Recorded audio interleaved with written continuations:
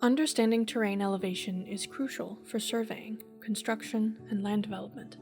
Contour lines provide a clear visual representation of elevation changes, making it easier to analyze slopes, drainage patterns, and terrain features.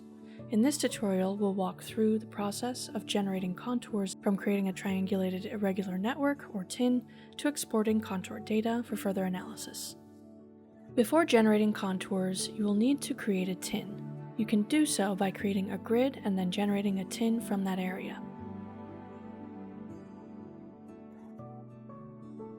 You are also able to generate a TIN via the Generate TIN tool. Within the TIN tool menu, you can choose to generate a TIN from the entire dataset or a specific selection of features that you select. Once the selection is made, click Generate Automatic Outline, then Triangulate Selection to create the TIN. A TIN is a type of spatial data structure used to represent continuous surfaces through interconnected triangles. Unlike regular grids, TINs can handle irregularly spaced elevation points, making them effective for detailed terrain representation. Once the TIN is created, navigate to the Contours submenu to generate the contours.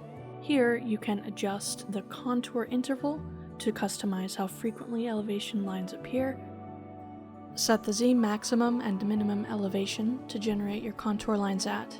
To get a better understanding of the specific elevations of your dataset, you can create a polyline and view the elevation profile in the Profile Viewer tool to set your parameters. Once processed, your contour lines will appear to the specifications you set. Next, you can set the contour size minimum line, or min size, which defines the minimum length of individual contour lines to include.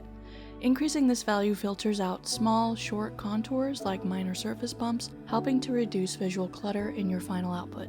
Select the Contour Smoothing Factor, or smoothing, which sets the smoothing level of the contour lines. This example shows the topographic lines with no smoothing, low smoothing, medium smoothing, and high smoothing.